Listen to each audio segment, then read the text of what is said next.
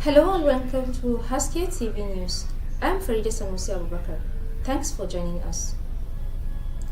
The Governor of the Central Bank of Nigeria, Mr. Olayemi Cardoso, has lauded the recent decision of the 39th Ordinary Session of the Assembly of the African Union to approve Nigeria's permanent membership of the Board of the African Monetary Institute. Barry Cletus reports. This approval followed the earlier adoption by the Executive Council of the African Union AU at its 48th Ordinary Session. The program established under the African Union's Financial Institutions Agenda acts as a precursor to the African Central Bank ACB, which will be headquartered in Abuja, Nigeria. Mr. Cardoso at the weekend noted that hosting the African Monetary Institute and subsequently the African Central Bank hold immense value for Nigeria and the continent. He stressed that it will position Nigeria as the epicenter of Africa's emerging monetary union and enhance her voice and influence in the shaping of Africa's single currency architecture. According to the CBN boss, its implementation marks a vital step towards enhancing macroeconomic convergence, fostering monetary cooperation, and progressing Africa's long-term vision of financial sovereignty and economic integration. The AU heads of state and government at the summit reaffirmed the pathway by endorsing Nigeria's standing representation on the AMI board, a position that will remain in place throughout the transitional phase until the formal establishment of the ACB. The CBN, along with the Ministries of Foreign Affairs, Justice and Finance, played a central strategic and historic role in achieving this milestone. Over the past years, the Central Bank has led the technical effort that contributed to the draft AMI statute approved at the 5th extraordinary meeting of the Specialized Technical Committee of Finance in Abuja and provided the AU with the initial hosting facilities and essential logistics for the immediate launch of AMI. The CBN also participated in the inter-ministerial collaboration with the Federal Ministry of Finance, the Ministry of Foreign Affairs, the Ministry of Justice, and the Presidency to sustain Nigeria's advocacy at the highest political levels. According to Mr. Cardoso, the latest success reflects the collective effort rooted in sustained determination, structural reform, strategic diplomacy, technical consistency, and a renewed microeconomic direction. Barry Cletus, Haske TV News. The Central Bank of Nigeria has approved the participation of licensed bureau de change operators in the Nigerian foreign exchange market. Haske TV correspondent Christiana Babayo completes the story.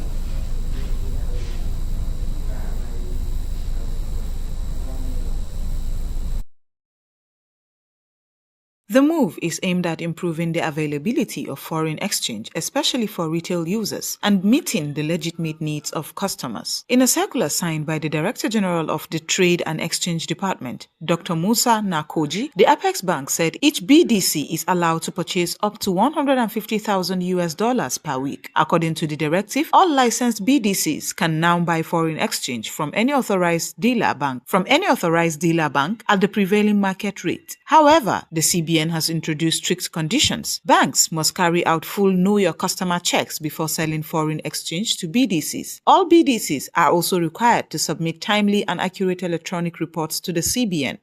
The CBN further directed that any foreign exchange not used must be returned to the market within 24 hours. BDCs are not allowed to hold onto foreign exchange purchased from the market. In addition, all transactions must go through settlement accounts with licensed financial institutions. Third-party transactions are banned, while cash payments must not exceed 25% of each transaction. The CBN says the new policy is designed to improve liquidity in the foreign exchange market while maintaining strong regulatory oversight. Christiana Babayo, Haske TV News. The Federal Ministry of Health has ordered the immediate retirement of the directors who have spent 8 years in the directorate cadre in line with the revised Public Service Rules 2021. The directive affects directors in the ministry, federal hospitals, and related agencies and takes effect from December 31, 2025. According to a memo signed by Teshoma Dafeta from the Office of the Permanent Secretary, affected officers must immediately hand over official documents and processions. Their salaries are to be stopped through the IPPIS unit, and any payment received beyond their effective disengagement dates must be refunded. Heads of agencies have also been instructed to submit updated nominal rules for monitoring compliance. The enforcement follows a circular from the Office of the Head of the Civil Service of the Federation, referencing Section 020909 of the Revised Public Service Rules. The policy mandates compulsory retirement for directors after 8 years in rank, while permanent secretaries are limited to a 4-year tenure renewable only based on satisfactory performance.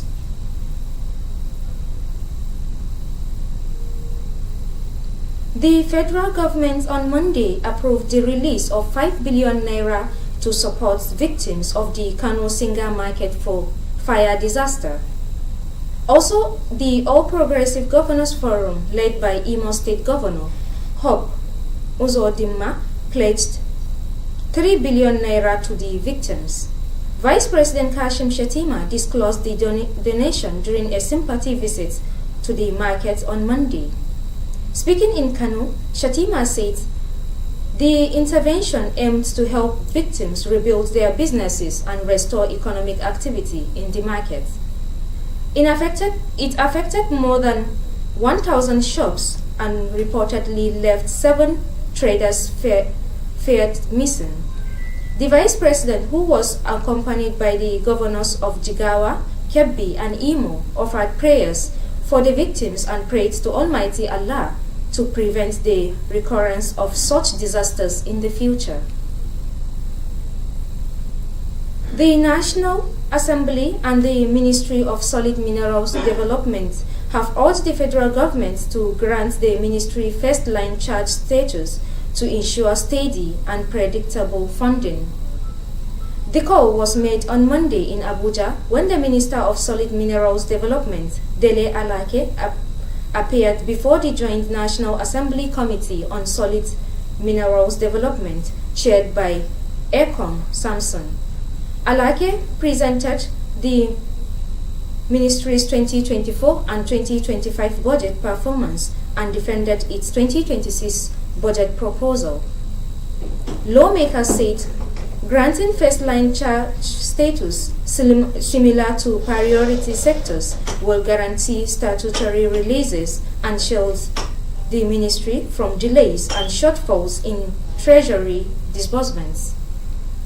They warned that inconsistent funding, particularly zero capital releases, is undermining efforts to reposition mining as a key pillar of economic diversification.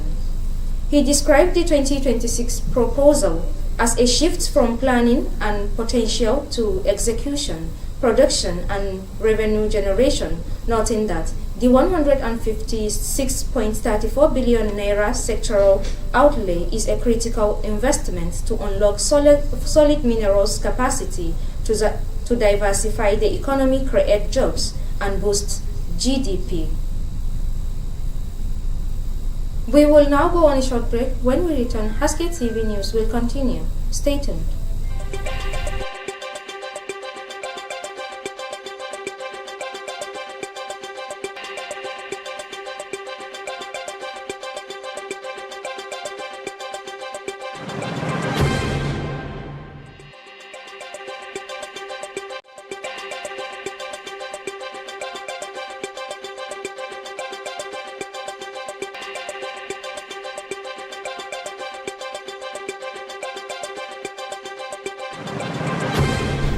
Welcome back.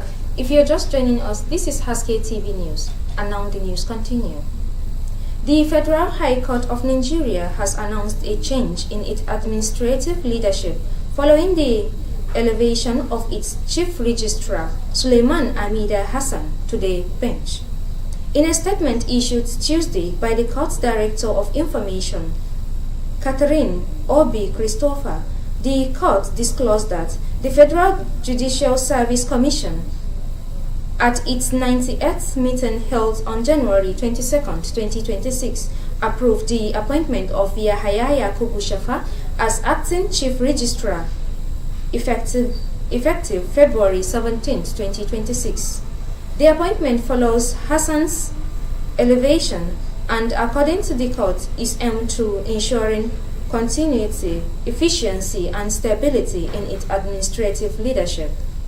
Before his appointment, Shafa served as Executive Secretary of the Nasarawa State Judicial Service Commission, where he played a key role in judicial administration, policy coordination, and institutional development. The West African Examinations Council has launched its digital certificate services platform known as WAEC DigiCert across its 5 member countries: Nigeria, Ghana, The Gambia, Libya, and Sierra Leone. The announcement was made in a statement signed by Dimianus Ojijiogu on behalf of the registrar at WAEC headquarters in Accra. According to WAEC, the DigiCert platform is a mobile and web-based application that allows candidates and institutions to access, request, confirm, share, and verify digital versions of certificates. The system also enables candidates to recover lost examination numbers. The Council assured users of the platform's reliability, authenticity guarantees, and cost effectiveness. And that's the news this hour on Haske TV News. Thanks for watching.